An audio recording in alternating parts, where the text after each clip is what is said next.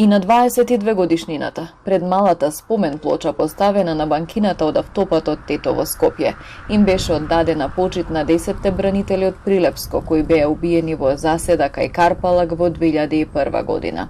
Представници на државниот врв, политички партии, семејствата и здруженија положија свежо цвеќе.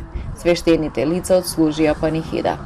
Како и во годините наназад, и денес бранителите побараа достојно обележје, а се пожалија и дека немаат никакви права.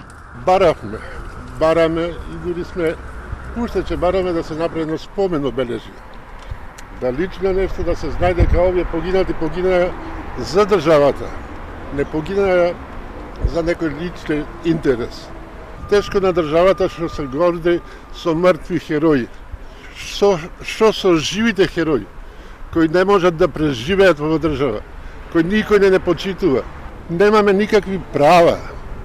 Министерката за одбрана Славјанка Петровска одговори дека треба да се изгради достојно спомен обележје на ова место, зашто ќе побара дозвола од општина Желино.